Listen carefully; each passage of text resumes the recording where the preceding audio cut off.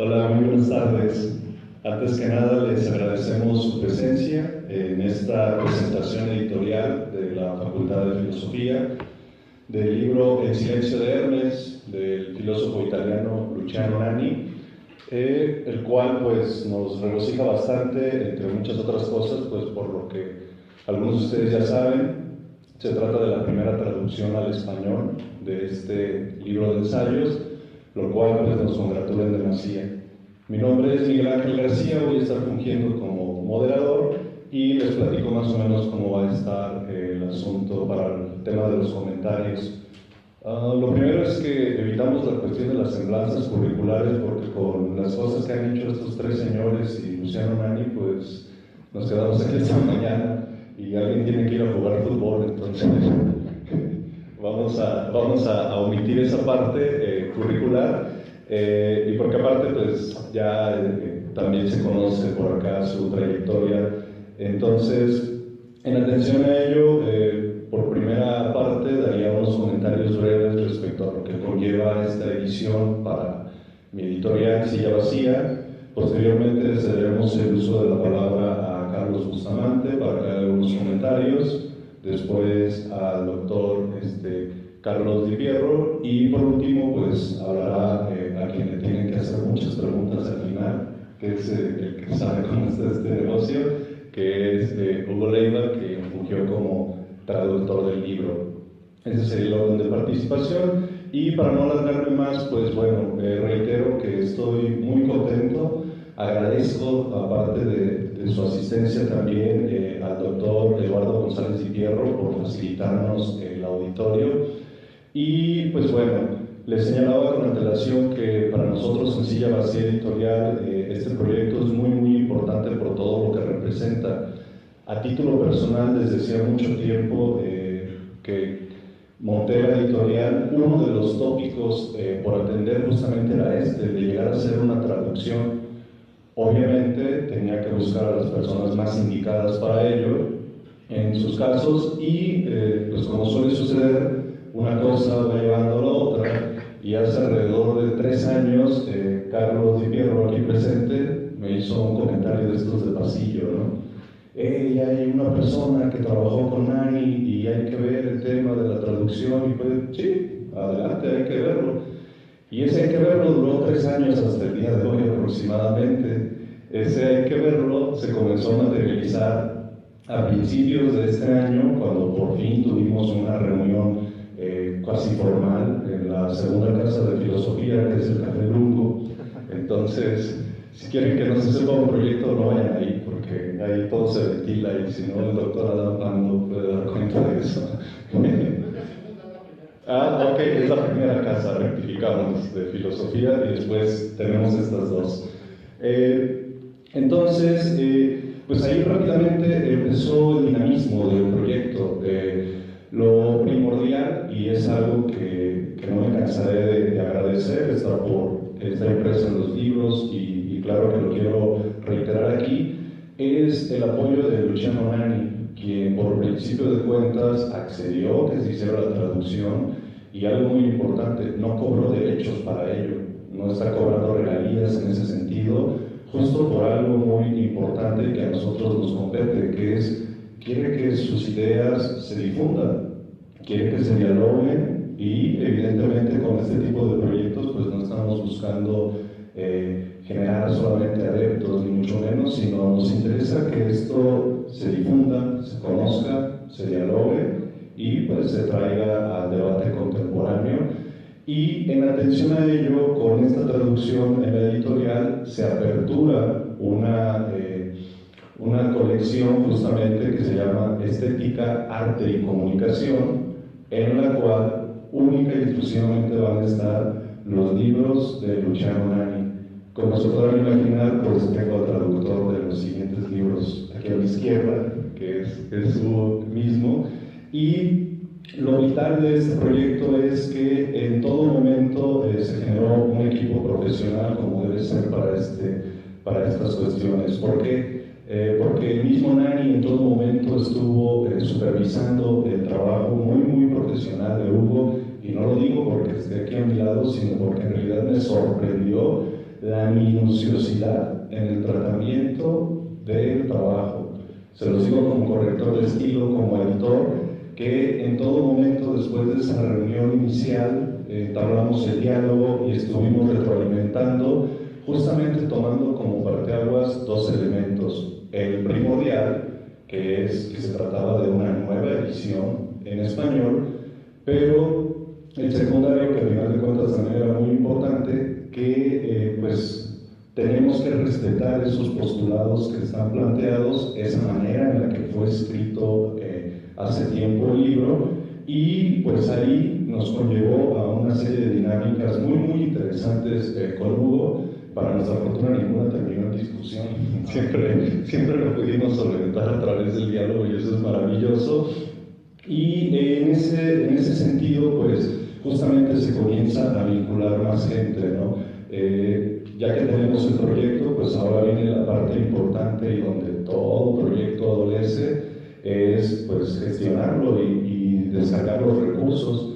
Así que en ese punto, y también doy agradecimiento a Carlos Bustamante, quien desde su función como director en ese momento de la Facultad de Filosofía nos apoyó solventando el proyecto en su totalidad. Ya con Hugo y con Carlos Fierro, me habían avisado que se podía acabar la batería. Sí. Con Hugo y con Carlos Di Fierro ya se habían tocado bastantes puertas. En todas nos decían lo mismo: el proyecto es muy interesante, es muy importante, no hay dinero. ¿Sí? Y siempre era la misma situación, hasta que, bueno, pues un buen día, después de hablar con Bustamante, hablé por teléfono con Hugo y le dije: si no estás sentado, siéntate porque viene una buena noticia. Y a raíz de eso se materializa, y entonces es donde entra el equipo como tal de Silla Vacía, donde también a mí me congratula bastante pues contar con el apoyo de gente tan profesional como Cristina Barragán, que está por allá atrás, tan minuciosa también ahí, que no se nos vaya a ningún callejón ni nada por el estilo. Y en función de eso, pues se va conjuntando el trabajo. Noé Martínez, que está en Ciudad de México, es quien le da rostro a este silencio de Hermes. Y en función de ello, pues, insisto, se tiene ahora esta primera traducción. El paso importante que era materializarlo está aquí, pero evidentemente pues esto no tendría ningún sentido sin ustedes. Por ello, refrendo el agradecimiento, y antes de ceder el uso de la voz a Carlos Bustamante, solo me permitiré leer el colofón del libro, donde pues no están ustedes para saberlo, pero yo sí para contarlo. Cuando se lo envió a Hugo me dijo: sí, Miguel, está muy bien, pero ¿no te parece que la conjugación de este verbo se podría modificar? Y dije: claro, estoy trabajando con Hugo Leiva. Dije: sí, Hugo, se puede modificar y lo haremos. Y pues bueno, con ese tipo de detalles mínimos es que transcurrió toda la edición, y en atención a ello, pues bueno, los ensayos ya están disponibles aquí, ya se tiene un cronograma de trabajo para las próximas traducciones. Hugo ya se encargó de enviarle ejemplares a Luciano Nani, y pues con esto nosotros en la editorial justamente iniciamos una segunda etapa, donde viene una página web, donde viene distribución a nivel nacional, y donde seguimos refrendando que lo interesante para nosotros es compartir este contenido. Así que el colofón, corregido por Hugo, dice más o menos así: Estética, arte y comunicación es la colección que inaugura esta ruptura del silencio, el de Hermes, cuyo mensaje propuesta se mantuvo durante casi 2 décadas en italiano, hasta el día de hoy, en el que abre el diálogo nuestra hermosa lengua romance, el español. Desde la ciudad de la cantera iridiscente nos sentimos honrados al generar un aporte cultural para el mundo de habla hispana. 300 ejemplares, Silla Vacía Editorial, Morelia, Michoacán, México. Muchas gracias.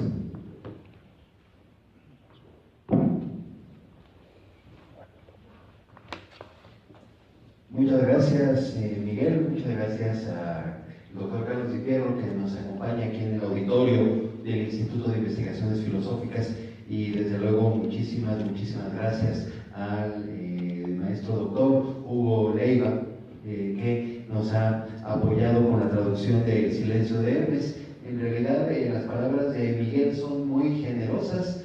Cuando se presentaron a buscarme, cuando se presentó Miguel a buscarme, me explicó a grandes rasgos qué se trataba el proyecto, pues la reacción fue, digamos, bastante instantánea. Y cómo demonios, ¿no? Ya meditándolo un poco fue pensar, ¿y por qué nadie te lo había aceptado? Si este proyecto es muy importante. Y después recordé la cuestión del dinero y dije, sí, claro. Pero me parece que es un deber mínimo de la comunidad de filosofía, en aquel momento la Facultad de Filosofía, destinar parte de los recursos públicos de los cuales subsistimos para la operación de nuestra dependencia, la facultad, una parte que realmente estaría muy bien invertida, destinarla a regresarle a la sociedad una partecita de lo que la sociedad permite que tenga la Universidad Michoacana de San Nicolás Hidalgo. Después de todo, es a la sociedad a la que nos debemos.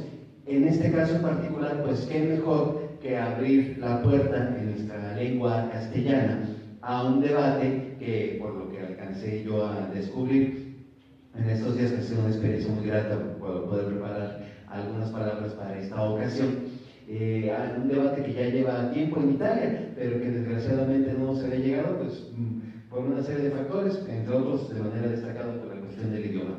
Afortunadamente alguien con la formación de Hugo y con el dominio del idioma italiano que tiene Hugo, pues era la persona, digamos, inevitable para que nos presentara a Luciano Nani en este título en particular, que además a mí me satisface mucho, porque porque creo que hay en este texto de Nani una intención por rehabilitar el debate teórico en un momento y en circunstancias, tal vez por las disciplinas en las que nos movemos, en que el debate teórico podría verse, digamos, relegado a un segundo o tercer plano, o incluso en algún momento, en algún discurso, desde ciertos puntos de vista, se pudiera pensar que el debate teórico ya no es necesario. Luciano Nani nos estaría diciendo, claro que es necesario, claro que se tiene que regresar al debate teórico, claro que tenemos que pasar al mundo 3 de Karl Popper, lo que Karl Popper llamaba el mundo 3, para discutir las teorías. Ahí donde viven las teorías, lo que Popper llamaba el mundo 3, bueno, ahí tenemos que situarnos, pues para entendernos mejor, desde luego para entender la realidad, pero para entendernos mejor nosotros mismos. Hay teorías de todo tipo, hay de teorías a teorías, hay objetos teóricos de diferente índole. Podríamos imaginar una discusión acerca de cuasares, por ejemplo, y estará muy bien, pero a Nani y a los que estamos aquí, seguramente ustedes también, nos importa sobre todo el tipo de discusiones teóricas que implican una reflexión sobre esto que somos nosotros mismos. Y así Nani, experto en tantas cosas, arte, estética, filosofía, semiótica, lingüística, hermenéutica, Nani parece saber un poquito o mucho de todo esto, centra la atención en el fenómeno de la comunicación. En el fenómeno de la comunicación entendido en un sentido bastante amplio, desde la comunicación que podemos imaginar más cotidianamente de persona a persona, hasta la manera en que entendemos la palabra comunicación, como cuando decimos la obra de arte nos comunica tal cosa. Bueno, ¿qué ocurre en la comunicación o qué sucede en la comunicación? Pareciera que acerca de la comunicación ya todo está dicho, pero bueno, esto pareciera, nos lo señala Nani por ahí en el último ensayo del libro y en otras partes, pareciera que todo está dicho justo porque es muy aceptada una cierta visión sobre la comunicación que él llama la teoría estándar, y el subtítulo del libro y el título original del ensayo último pues tiene que ver con esto. Dice Luciano Nani, contra la teoría estándar de la comunicación. Pero bueno, ¿qué teoría estándar es esa? Es una teoría, dice él mismo, pues como de diccionario de Wikipedia, diríamos, una teoría de reverso de caja de los cornflakes. De este lado está el emisor, de aquel lado está el receptor, y bueno, lo que queda en medio, lo que el emisor envía al receptor, pues es el mensaje. Esto pareciera muy simple y al mismo tiempo elegante y razonable. Bueno, contra esa teoría estándar de la comunicación va luchando Nani por razones que filosóficamente me parecen dignas de un buen análisis y de una muy profunda discusión. Así como decían los antiguos, generando paradojas, ciertas escuelas de la antigüedad clásica, que si acaso cuando dices perro, es un perro lo que pasa por tu boca o lo que sale de tu boca, y por supuesto que no, o sea, lo que sale es un conjunto de sonidos en el idioma que estemos hablando, pero no es un perro como tal, no es el animalito cuadrúpedo que ladra.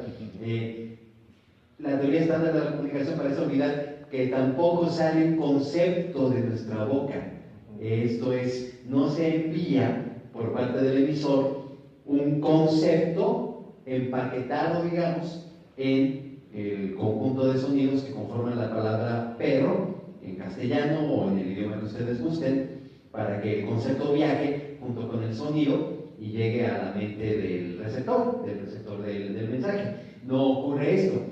No ocurre siquiera, o peor aún, que el lenguaje, que las palabras funcionen como un paquete paradójico, dice Nani, porque resultaría que lo que contendría el paquete queda por fuera del paquete. O sea, si el paquete son los sonidos de la palabra perro, por ejemplo, bueno, resultaría que el significado conceptual va viajando aparte de la palabra, quién sabe de qué metafísica manera, y llega y se incrusta también de alguna misteriosa forma en la mente de quien está escuchando, como si viniera en la palabra, pero no en la palabra. Es demasiado complicada la presunta simplicidad de la teoría estándar de la comunicación, y por eso Luciano Nani se sitúa frente a ella.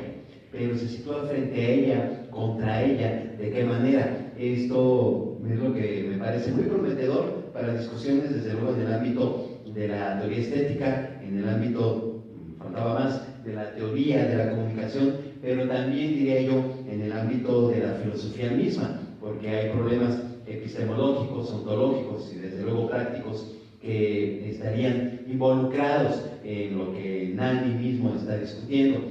El esquema de la argumentación de Nani es, por una parte, bastante complejo, me parece, y por otro lado, pues como que se enriquece con diferentes detalles en los diferentes ensayos.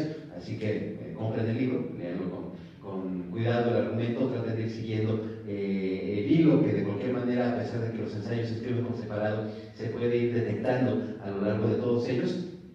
Pero me parece que, si podemos decir algo de esa argumentación, es que tiene al menos dos aspectos de especial relevancia para los especialistas, estudiantes, investigadores en filosofía, además de lo que pueda representar para otras disciplinas.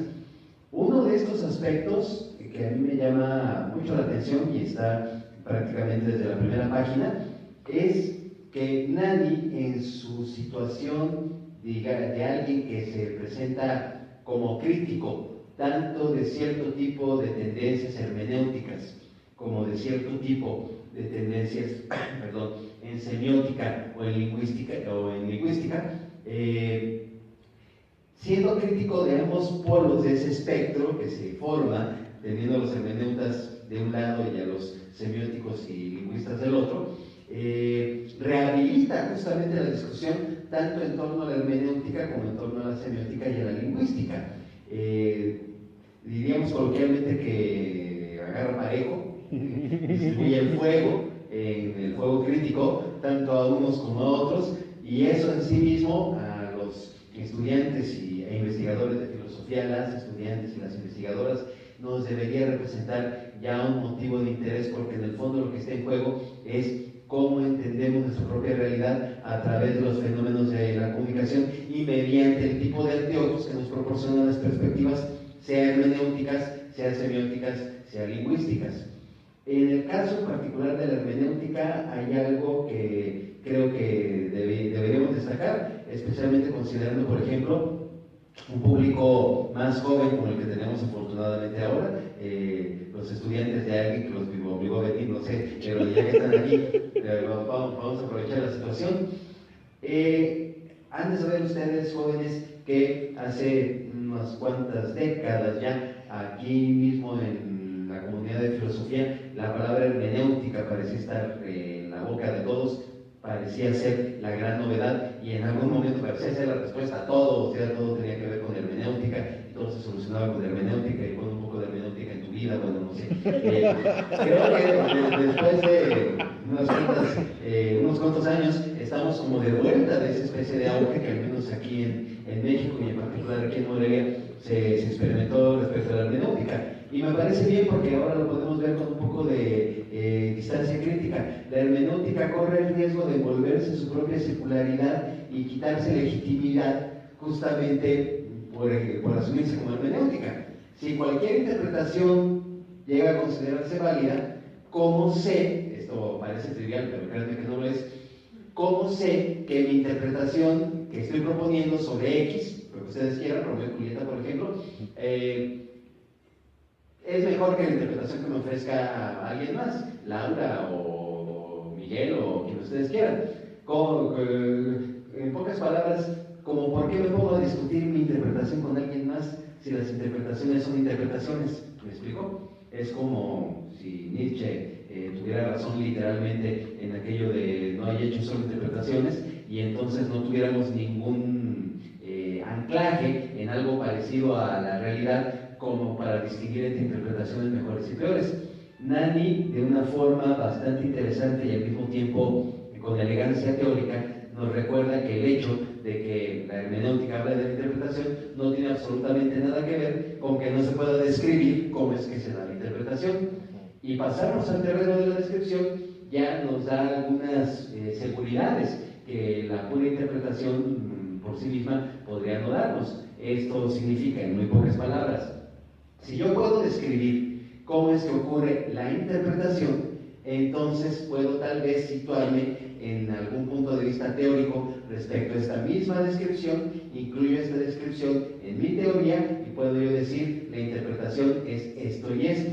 Si alguien tiene otra teoría respecto a la interpretación, seguramente su teoría incluirá alguna descripción acerca de lo que la interpretación es y podremos discutir, porque las descripciones, a diferencia de las interpretaciones, tal vez podamos distinguirlas un poco mejor si son más completas, menos completas, si son mejores o peores, si son más amplias o más restringidas. Con descripciones es posible hacer teoría. Las interpretaciones no es que no sirvan de nada, estoy muy lejos de intentar decir eso, y Nani desde luego no lo dice, pero son resbaladizas en la medida en que nos casemos muy seriamente con la idea de una especie de hermenéutica general, tan general que invite a los demás a interpretarla a sí misma, pues como pueda. Nani tiene esta batería de argumental, digamos, frente a los hermeneutas, pero frente a semióticos y lingüistas, Nani recuerda, justo hablando de la teoría de estándar de la comunicación que mencionábamos hace rato, que hay que tener cuidado justo porque los conceptos no van de alguna misteriosa y mágica manera de la boca del emisor a la mente del receptor. Usted, señor receptor, no tiene un concepto, no se preocupe, ahí le va, pronuncia la palabra y la palabra transporta el concepto hasta que lo implanta en la mente de usted.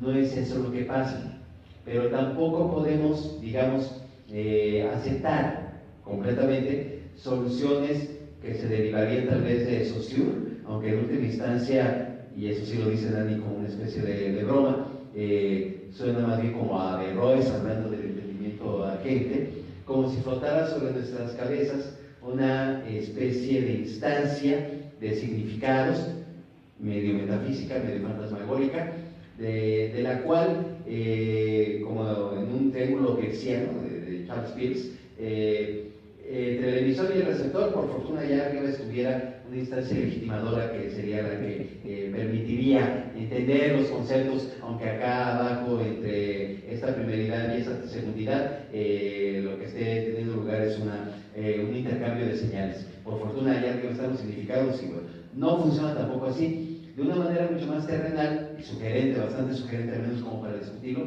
Nani nos remite a la cultura y a lo que él llama el uso que hacemos de los significados y las identidades en la cultura. O sea, la cultura en su practicidad, en el sentido de la cultura, de ser esto que respiramos todos los días, lo que implanta o permite que existan, para no comprometernos tanto con la terminología, que permite que existan los significados tanto en el emisor como en el receptor. Así, intercambiamos señales, pero los significados se activan porque ahí están. ¿Y por qué están ahí? ¿De manera innata? No, están ahí pues porque estamos en el mismo, dicen Nani, lugar, en la misma cultura.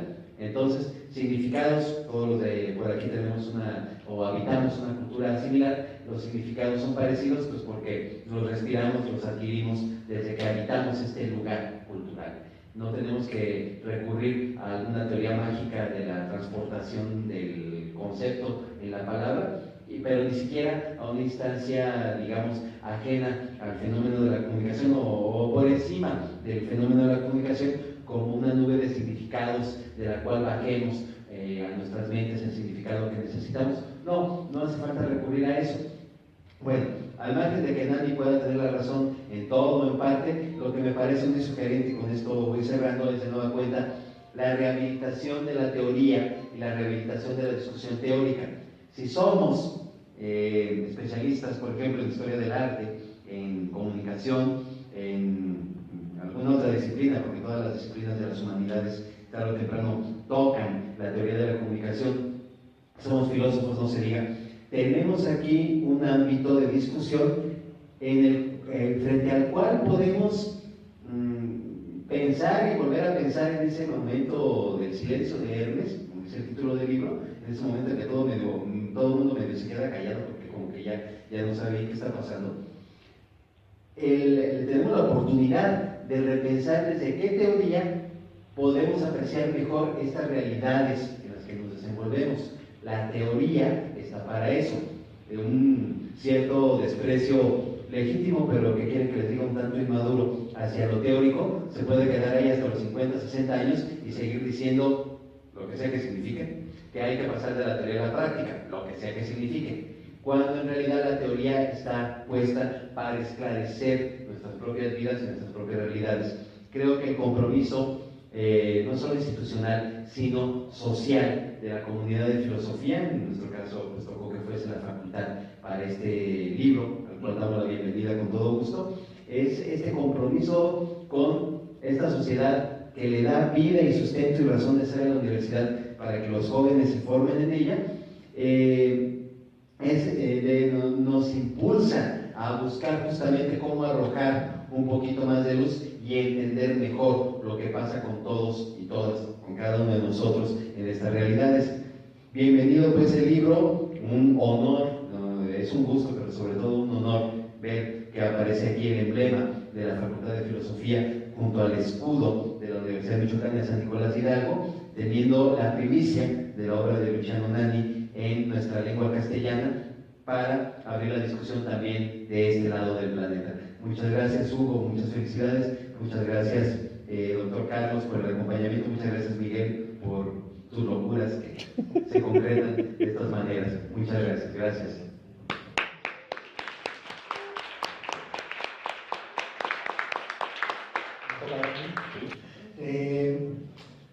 Bueno, después de esta amplia explicación del texto mismo, yo me quisiera más bien centrar y profundizar un poquitito nada más a colación de algo que acaba de decir Miguel en la cuestión de la anécdota, profundizar un poco en la cuestión anecdotaria, porque es importante para un proyecto de estos puntualizarlo. Miguel comentaba ya afuera, además decía que es una frase de, bueno, un pensamiento de Pepe Mendoza, ¿verdad? Nos decía es que pues, cada libro, y él lo sabe, lo vive pues, constantemente de su quehacer, tiene su propio ADN, dice, ¿no? O sea, es único e irrepetible, y entonces, pues, para seguir con esa metáfora, yo creo que es sumamente importante el también ver la proveniencia misma, el origen, y es más, importante para para cualquier cosa, o sea, también para saber por qué a veces algún proyecto que pueda parecer interesante luego como que no cristalizó, o algún texto que además parece que nos va a atrapar, al final no lo hizo. Aquí, bueno, a veces, preparando también un poco esto, no podía dejar yo a veces de pensar en ciertas cuestiones de Humberto Eco, y no sé si sea también tan pertinente, ¿no? Ya lo vas a explicar, Hugo. Sí, porque él incluso en su libro de Lector y Fábula tiene todo un apartado donde habla de lo que para él es el lector modelo, que dice que muchas veces nosotros arrojamos que hay siempre toda la carga al propio escritor, ¿no? Y con esa autoridad que no sé de dónde sacamos también, decimos, no, este libro está aburrido, ¿sí? Si hablamos de cuestiones literarias, o no me atrapó, o pero no nos ponemos a pensar nosotros como lectores, pues qué aportamos, ¿no? Y qué hacemos para poder echar a andar a ese ente.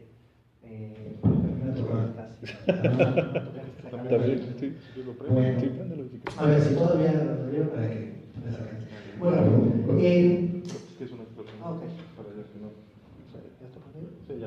gracias. No, aquí estoy.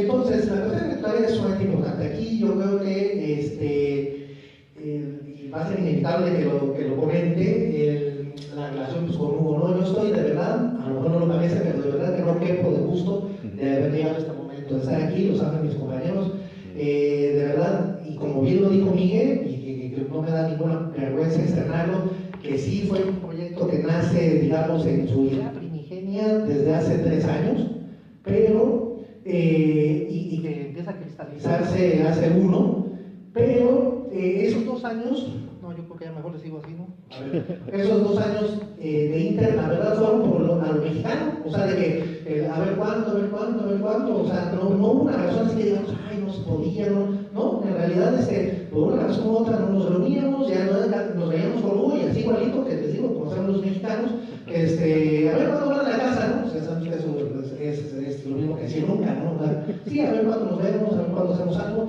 pues así, así estábamos, hasta que ya, a lo mejor, como siempre decimos, el viejo cliché, por algo las cosas se dan en este momento, y aquí estamos. Entonces, yo estoy contentísimo porque a Hugo, y va a ser inevitable decirlo, Hugo, lo conozco desde hace muchos años, o sea, pero además es una de las grandes satisfacciones que puedo sentir yo como profesor, de verdad, el conocer, vivir y seguir en contacto con personas como Hugo. Nosotros con Eduardo, mi hermano, que aquí tenemos que sacarlo también al tema, parafraseábamos también, hacemos la analogía con las tiras de Mafalda. ¿Se acuerdan que hay un personaje recurrente que es el farmacéutico que les vende Nervocal, grajeas a la familia de Mafalda, cuando van a comprarlas porque Mafalda hace preguntas muy complicadas, etcétera? Entonces el farmacéutico vende Nervocal, en una ocasión estaba Mafalda, ella en persona a comprarlas porque su papá está todo estresado, y le dice el farmacéutico, pero no se van para ti, ¿verdad? Porque son medicamentos como controlados, ¿no? Dice, no, son para mi papá, que al final no me contestó que es la trata de blancas, y si ustedes son tan amables de decirme, entonces se pone nervioso él y se toma su Nervocal, el propio farmacéutico. Hay una parte donde ese farmacéutico, que tanto está vendiendo Nervocal, por esas razones, se dice a sí mismo, comienzo a pensar que juego un papel importante en el metabolismo de esta familia. Eso es lo que nosotros parafraseamos, Eduardo, mi hermano y yo con Hugo, decimos que pensamos, digo, y a lo mejor estamos exagerando un poco, que jugamos un papel importante en el metabolismo académico, ¿no? De Hugo. Ambos lo conocimos en la preparatoria, ¿no? En el bachillerato de rectorial, en clases. Después, él se va a la UNLA, y mi hermano le daba clases allá, incluso nunca se había dicho, oye, ¿quién crees que es el alumno? Hugo Lerma, Hugo, de la vecina Hugo. Y después se mete acá italiano, me estaba dando italiano en idiomas, y ahí me lo encuentro, ¿no? O sea, entonces, oye, pues qué bien. Entonces sigue avanzando esa cuestión, después se va a Bolonia. Yo iba a hacer el diploma de estudios avanzados que se llama, que es el examen predoctoral, digamos, ahí en España, y como tenía un poco de tiempo para antes de regresar, quisiera ver a mi familia a Italia, y una tía mía vivía en la playa cerca de Bolonia, donde estaba Hugo. Y entonces, como una temporada baja, fíjense cómo se conjuga todo esto, y tuvimos que platicar con Hugo, y así conocí yo a Nani, porque la verdad sí son las áreas del destino. Sí, mi familia normalmente está en Milán, entonces yo había llegado directo a Milán, pero como esa tía mía estaba viviendo y estaba mi abuela con ella en la playa, entonces yo tenía que ir de Milán a Bolonia, y como era temporada baja, allá esos lugares turísticos, como quedan desiertos prácticamente todo el año, excepto cuando hay esas temporadas altas, solamente había un autobús al día, ¿no? O sea, en la mañana. Entonces, si el vuelo llegaba, temprano a Milán, pero de Milán a Bolonia, desde ahí salía el autobús, ya no alcanzaba ese autobús, entonces pasé todo ese día ahí con Hugo, la siguiente noche, y luego salí el otro día. Pues ahí platicamos, la verdad, muy a gusto, ahí conocí a Nandi, o sea, alrededor, pero y fue también caminando, no era, la verdad no eran las cuestiones prioritarias de ir a ver a Hugo, pues conocer a algunos de sus profesores, porque además no era todavía que él estuviera ya pensando en profundizar en el pensamiento de Nandi, sino era unos maestros ahí de historia del arte, y entonces, caminando ahí a la plaza de Bolonia, me dijo, mira, que es aquí precisamente, esta vez vamos a hablar con el presentó, y ya ha sido el único contacto. Hace varios años ya, estamos hablando de unos 13 años. Entonces, regreso yo, regresa Hugo, bueno, luego el primero Hugo, luego yo regreso al doctorado. Después Hugo está como editor del periódico de la sección de cultura de La Voz de Michoacán, ahí me invita también a escribir, cuestiones así también anecdotarias que solíamos platicar mucho con él. Ahí, de veras que no terminaría aquí de decirles, si no es algo como ahora sí también como dice Miguel, no estoy yo para contarlo, aquí sí yo no estoy para contarlo, y mucho menos ustedes para saberlo, pero la verdad sí es una enorme satisfacción el que nos volvíamos a encontrar tan recurrentemente. Luego viene a dar el doctorado aquí, o sea, imagínense, estando Eduardo, Hugo, luego, en fin, ¿no? Y ya nosotros como colegas nos hemos seguido encontrando, pues duramos también un tiempo ahora en el departamento de idiomas, dando italiano los dos, con todos los cursos sabatinos, en fin, nunca hemos dejado de tener un contacto, pero sobre todo en lo académico, como les digo, difícilmente con estas recurrencias hemos tenido más allá de que nos estemos viendo tan frecuentemente, etc. Pero para mí con eso es suficiente para ver cómo, les digo, me llena de orgullo y de satisfacción el que pues estas cuestiones, que la verdad no son frecuentes, como profesores hace poco, es muy común que algunos de nuestros pidan, por ejemplo, cartas de recomendación, ¿no? Tanto para pues, cuando van a entrar a una universidad o van a hacer un posgrado, una estancia postdoctoral. Y hace poco que le elaboraba una Hugo, dije, mira, aquí sí, no anda uno ahí medio mintiendo, ¿no? Que sabes que el alumno lo conoce de unos 3 o 4 años y es bueno, voy a poner 5 o 6 para que no se... No, puedo decir, lo conozco desde toda la vida, ¿no? Y sé el gran valor, les digo, académico que tiene, como persona, por supuesto, también. Y es que todo esto lo digo porque ese ADN pues, se tiene que ver plasmado, ¿no? En un trabajo como estos. Yo, por eso es una garantía, lo dije, también lo he externado por ahí, hasta en las redes sociales, una garantía para mí de lectura de calidad, porque se conjuga, pues como ya lo vimos, el sello de Miguel, su personalismo, como dice Carlos, sus locuras, y la valía académica de Hugo, que en este caso pues, es de doble dirección, ¿no? O sea, es el hecho de que conoce perfectamente el pensamiento del autor, lo profundiza, lo estudia constantemente, lo lleva a cabo, o sea, en su quehacer de docente y de investigador, y además, pues, la lengua italiana, ¿no? Que para nada es sencillo esto. Los italianos son, ¿verdad?, los acuñadores de ese término de traductore, traditore, o sea, traductor, traidor, porque además ese se debe de ver en también no solo doble dirección, sino más bien pensando que es necesario, y ahí sí te permitirme Humberto Eco, que él dice que la traducción es ya una tradición, es más, debe de ser una tradición. Ya ven que uno de sus textos de ensayos de traducción se llama Decir casi lo mismo, y el título ya está muy sugestivo, ¿no? De per se. O sea, decir que es traducir, dice él que traducir no es decir lo mismo, es decir casi lo mismo. Aquí Hugo creo que supo decir casi lo mismo, porque ese casi es pues, todo lo que nos acaba de explicar también Carlos, que no está contenido ni en el emisor, ni en el receptor, ni en el mensaje, sino en toda la cuestión, pues como que algunos la simplifican llamándole contextual, ¿no? O sea, toda la cuestión. Para mí la traducción ha sido uno de mis temas favoritos desde que realicé el doctorado. Yo cuando me reincorporé a la Universidad Michoacana desarrollé dos, uno que tenía que ser a fuerza para conocer por la repatriación, y otro que sí, con mi propio gusto aquí en la Coordinación de Redacción Científica, dos proyectos sobre traducción de textos de ciencias sociales y humanidades que la verdad me han dejado tocado en el resto de mis investigaciones, porque si en algún rubro podemos identificar perfectamente todo lo que ocurre en la comunicación humana es en la teoría de la traducción, ¿sí? Incluso ahora que me invitaron a dar una charla sobre inteligencia artificial, yo que voy a hablar sobre inteligencia artificial, le dije, no, espérame, sí lo voy a hacer, porque, por ejemplo, podríamos tomar eso, ¿no? Porque a la fecha siguen sin avanzar con toda la tecnología y todo adecuadamente los traductores digitales, ¿no? O sea, de todo que sigue siendo, echenle un vistazo al Face, lo divertido que es, aunque para algunos es trágico, cómo se dan las traducciones ahí, ¿no? O sea, automáticas, pues todavía no, pero con todo lo que rodea. Entonces, en este caso para mí hay esa garantía, yo me siento sumamente satisfecho con todo esto que les platico, que tenía que sacarlo porque, les digo, no es algo fácil, a lo mejor aquí sí uno lo escucha fácil, pero toda esta recurrencia de cosas yo digo que es por algo, ¿no? Entonces aquí se ve plasmado,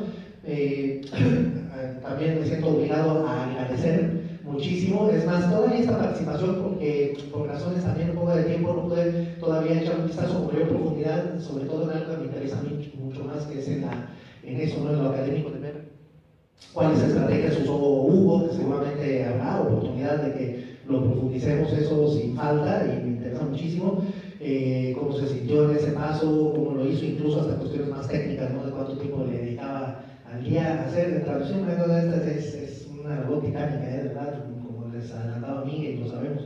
Entonces, implica echar a andar una serie de procesos cognitivos que no saben. Entonces, por todo ello, yo me congratulo muchísimo de estar aquí, de ser parte del proyecto, que sea mínimamente, pero es verdad que sí, la idea esa fue precisamente hace esos 3 años, y que la conocí casi al mismo tiempo. Entonces Miguel estaba también acá en la maestría, y digo, oye, pues estaría bien, ¿no? Un proyecto así de traducción de este tipo. Y primero se cristalizó, ¿no? Con un poco de voluntad. Además, creo que todo esto también lo digo porque veo muchos estudiantes, y el que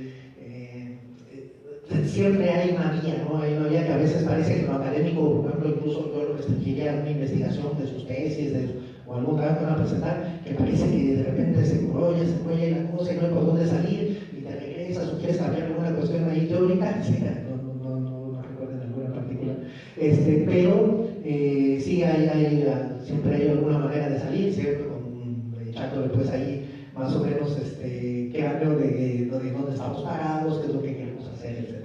Por lo tanto, pues yo no me resta más que felicitar muchísimo a Hugo, agradecerle, insisto, pues no se diga a Miguel y aquí a Carlos, que también pues cuando lo primero que la cuestión también del recurso, pero como bien lo dijo él, pues, ni se puso a pensar en el dinero, sí es cierto, ¿verdad? También implica esto, pero no, pues eso es también genial. Pues muchas gracias, y yo les daría el micrófono a Hugo.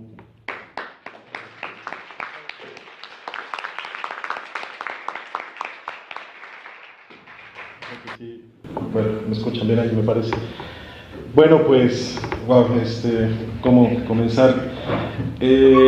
Ante todo, pues agradezco aquí a mis compañeros en la mesa, a Carlos por sus palabras. Realmente retomo esta cuestión del metabolismo totalmente, ¿no? Uno es la síntesis de los discursos que lo impactan, ¿no? Significativamente en su vida.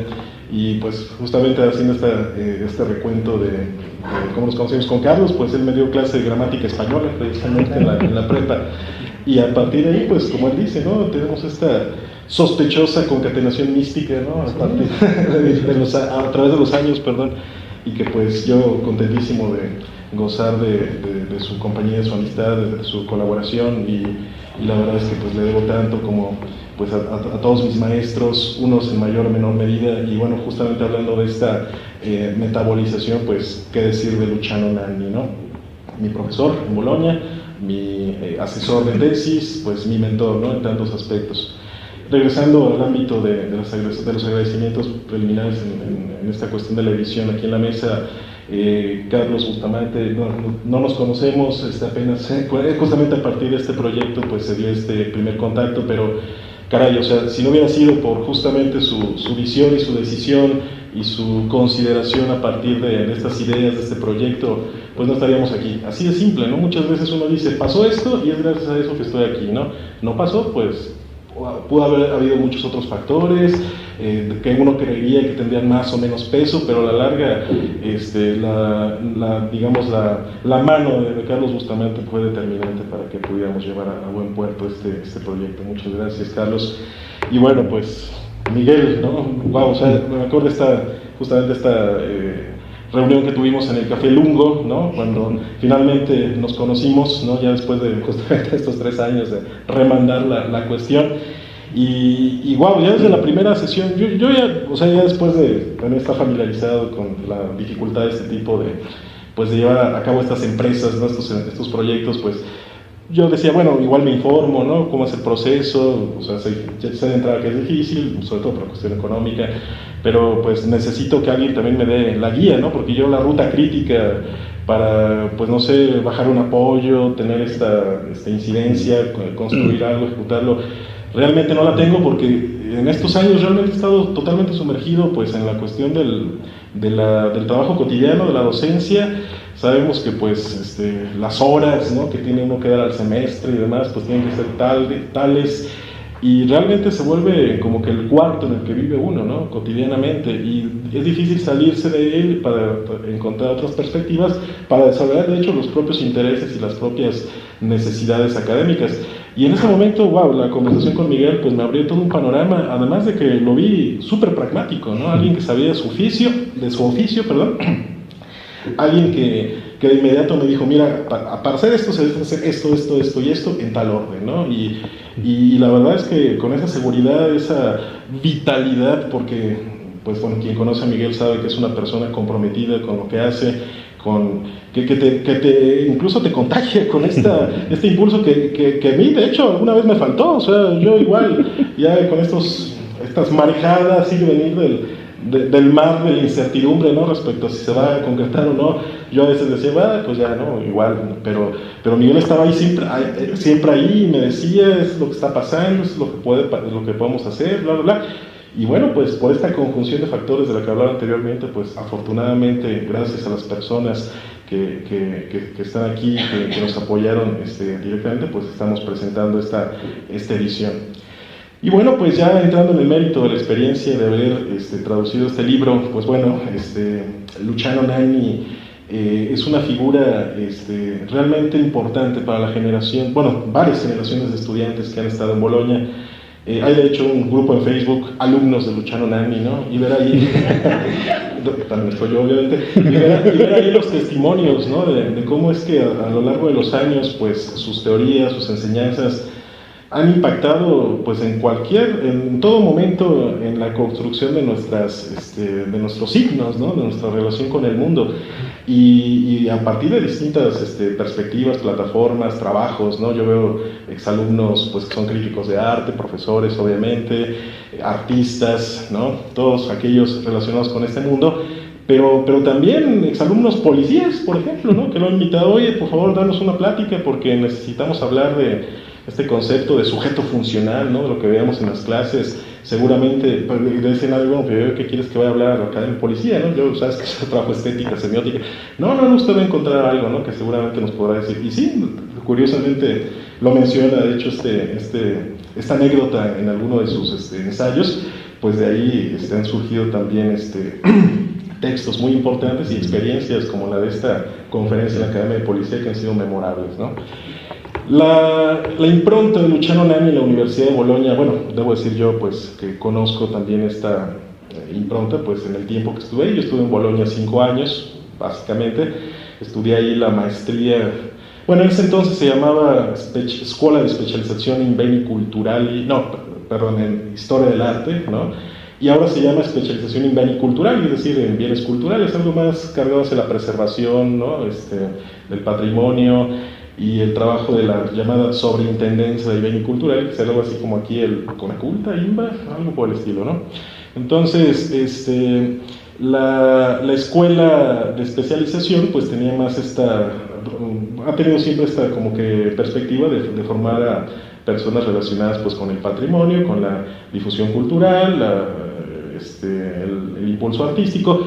Sabemos la importancia que tiene pues el arte, bueno, dirán pues en muchos lugares obviamente, pero en Italia sabemos que un gran porcentaje del patrimonio artístico está en este país, así que pues las políticas públicas tratan, porque lamentablemente no siempre lo consiguen, depende también del gobierno en turno y demás, pero bueno, tratan de precisamente ser consecuentes con la importancia que tiene esta práctica, esta tradición, esta historia, de acuerdo a su territorio y cultura. Pero bueno, entonces la impronta de Luciano Nanni es significativa, uno lo ve, ¿no?, justamente en este tipo de cosas. Veo ahí en notas del periódico, donde se ve a Nani un poco como en estas escenas sacadas de la Sociedad de los Poetas Muertos, ¿no? Rodeado de sus alumnos, ¿no? Todos gratos con él. Es una persona, ya en el terreno justamente personal, pues que también tiene una gran generosidad. A mí, por ejemplo, ya estando en México, me mandó todos sus libros por correo, bueno, al menos los que tenía en ese momento a disposición, la gran mayoría, y simplemente porque le dije que yo pues no había podido conseguir algunos, ¿no? Cuando estaba allá, algunos pues, de hecho están incluso en italiano fuera de edición, y él amablemente me los mandó hasta casa, ¿no? Él, como les decía, fue también asesor de tesis, estuvimos trabajando también telemáticamente, ¿no? Pues aquí desde México, también en mi tesis de doctorado, que por cierto hice sobre él, se llamó Poética, Crítica y Artisticidad, el modelo estético de Luciano Nani en el arte cinematográfico. Justamente aplicar sus teorías concretamente en lo que a mí más me interesa, el fenómeno artístico, que es pues el cine, ¿no? Entonces, no solamente conmigo, sino con tantas personas, con tantos alumnos, tantos amigos, ha sido muy generoso, es muy respetado por su no solo autoridad académica, sino moral, y bueno, ahora tiene 80 años, ya está pensionado, él sigue siendo artista, porque pues él comienza no siendo profesor, de hecho, comienza siendo literato, aunque bueno, casi inmediatamente tiene también esta experiencia. Justamente, fíjense, de ser profesor, me parece en grado elemental, o sea, primaria, ¿no? Donde yo diría que es donde más difícil es ser profesor, justamente, ¿no? Y algunos de sus ejemplos, pues los vincula de manera también muy simple. Uno puede ver, ¿no? La manera en la que está explicando su teoría, cómo te la baja en un ejemplo así tan, no sé, cotidiano, tan cercano, que permite la comprensión, ¿no? Creo que es una persona muy apasionada en sus clases, me acuerdo, o sea, casi así de cada sesión, ¿no? Los ejemplos que ponía y el apasionamiento también con el cual nos compartía sus ideas y bueno, pues para mí, pues ahora sí que tal cual, ¿no? Cambió mi vida. Yo no pensaba en ser profesor, de hecho, cuando estaba todavía ahí, justamente conocer estas teorías me obligaron, y lo digo sinceramente, sin afán de vanagloria ni demás, pero me obligaron a considerar que necesitaba compartir esto que yo considero tan valioso, porque pues para empezar en términos, ahora si se quiere, prosaicos, físicos, pues con las becas que he ganado, con los apoyos que he tenido, pues ahora sí que de la sociedad en general, pues pude tener mi estancia allá. Se supone que pues el Estado invierte en uno, ¿no? Y hay que devolver esta cuestión. Así que también el hecho de regresar a México estuvo también condicionado con esta idea de poder ser profesor y poder justamente difundir esto. A veces he tenido miedo de ser visto como, pues justamente como decía hace rato también Miguel, un adepto, ¿no? Alguien que acríticamente se vuelve una bocina o un predicador, ¿no? De una teoría de la cual está totalmente seguro. Y pues la verdad es que, pues bueno, creo que todos tenemos nuestros modelos, ¿no? Nuestros modelos de referencia, ¿no? que han impactado en nosotros significativamente. Yo me considero una persona abierta, siempre en continua discusión, pero las teorías de Nani, pues para mí son un marco que me da certeza para afrontar otro tipo de problemas de una manera, digamos, que me da seguridad y que me da la capacidad de poner, digamos, las cosas en orden, ¿no? Para afrontarlas de manera correcta. Estos saltos súper lúcidos que hacen niveles epistemológicos, cuando nos habla de la cientificidad, nos distingue entre técnica y práctica, ¿no? Nos distingue entre la artisticidad y la ciencia que debería estudiarla, ¿no? Que en sus palabras pues es la estética.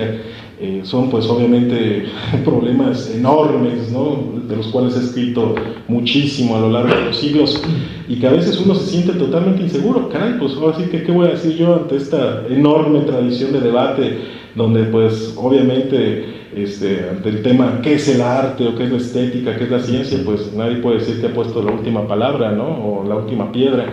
Entonces pues son temas ahora sí que monstruosos, pero que Nani otra vez con esta sencillez, con esta humildad, con esta voluntad de poner las cosas en común, fíjense, no comunicar, ponerlas en común, para un poco distinguir lo que él mismo nos dice en su texto, pues justamente nos lleva a realmente, a partir de la reflexión del sentido crítico, del silencio, poder volver a hablar, ¿no?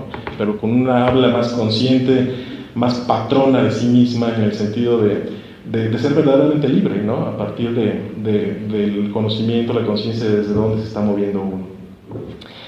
Y bueno, pues ya en el terreno del libro en concreto, bueno, pues es un libro que reúne varios ensayos que, como decía Carlos, han sido escritos Carlos, justamente los ha escrito en distintos momentos a lo largo de varias experiencias, algunas conferencias, algunos ya se han publicado de manera suelta en algunas revistas, y me parece que una de las cosas interesantes que tiene esta perspectiva del silencio de Hermes es que a través de estos ensayos nos construye esta teoría unificada que justamente liga cuestiones de epistemología, de filosofía de la ciencia, de hermenéutica, de semiótica, de lingüística, bajo ahora sí que el hilo conductor también de la comunicación, en una teoría que es raro ver, ¿no?, en otras, ¿no?, esta unificación, esta capacidad de abarcar varios temas, porque a fin de cuentas todo se conecta.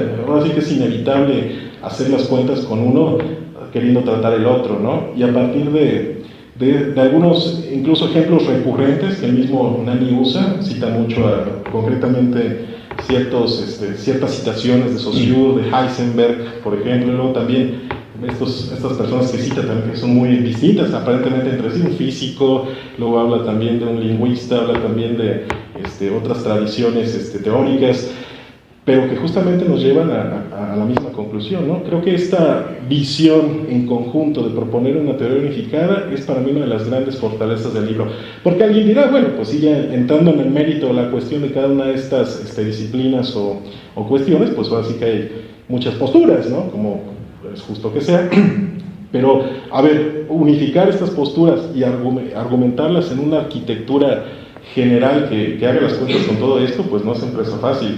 Y debo decir que también me extraña que después de tanto tiempo, pues Nani siga estando, creo que en ciertos contextos es muy conocido, en otros no tanto, pero no al nivel pues de otros teóricos, no sé, famosos, aquí es inevitable citarlo porque el mismo Nani fue su amigo y también opositor, ¿no?, en cuanto a estas posturas teóricas, Humberto Eco, ¿no? Alguien dirá, bueno, pero también el aspecto literario de Eco.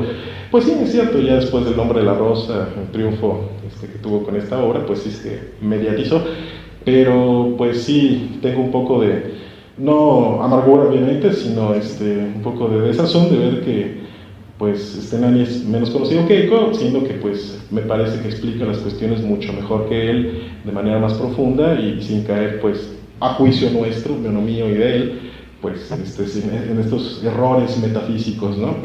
Ya obviamente cada quien tendrá la mejor opinión ya que lea el libro o se informe acerca de esta cuestión. Pero bueno, este libro entonces tiene esta particularidad, estos ensayos pues están dispuestos de manera libre, porque el mismo Nani lo dice, tú puedes leer este libro si quieres empezando por el final, leer solo un ensayo, 2, 3, y tienen una cierta autonomía, ¿no? Si los lees completos, igual vas a decir, pues otra vez está poniendo este ejemplo de Heisenberg, ¿no?, o este ejemplo de tal cosa, pero es ahí donde yo también veo la justificación de ello. Aparte que de un hilo conductor, me parece que también ahí está también su mano pedagógica. Me recuerda otra vez profesor de escuela elementaria, ¿no?, que con la repetición te está enseñando el alfabeto o que te está mostrando ahora sí que las cosas básicas que tienes que tener en conciencia para después construir cosas más grandes. Y creo que tiene una gran utilidad el hecho de que se repita justamente este leitmotiv, ¿no?, de la ciencia, de acuerdo a Saussure, de acuerdo a Heisenberg, y en general pues otros ejemplos que ponen. Entonces la estructura del libro me parece muy didáctica, muy abierta al público en general, no solamente a semiólogos, a gente interesada en el ámbito artístico. Debo decir ahí que tal vez sí el estilo literario de Nani se nota pues que le gusta la literatura y que escribe literatura, puede ser muy a veces rebuscado, y lo digo porque bueno, sí costó mucho trabajo realmente traducir esos pasajes. O sea, realmente fue algo, y no lo pensaba yo tanto en el momento en que lo hice, porque yo ya había traducido de manera informal 3 ensayos de él que usaba apócrifamente, digamos, en mis clases, y de hecho ahora que los veo digo, ay, no manches, están llenos de errores y demás, ¿no? Perdón, jóvenes, que nos han llegado a verlos así, pero ahora sí compran El silencio de Ernest, directamente la calidad del sello editorial aquí también de Miguel, ¿no? Y sí, la verdad es que cuidar una edición de un libro sí nos compromete mucho más a pues pasar un archivo en Word, ¿no? O en PDF.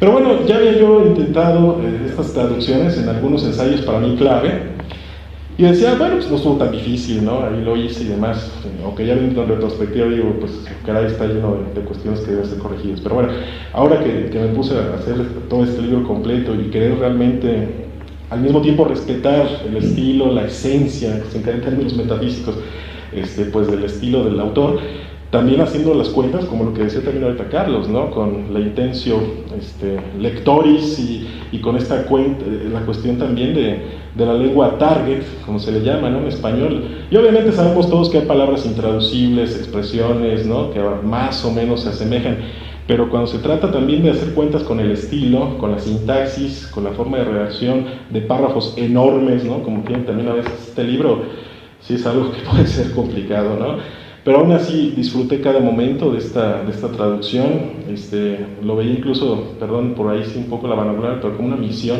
o sea, tanto personal como social, y una gran responsabilidad, ante todo por la confianza que me dio Nani al aceptar que tradujera.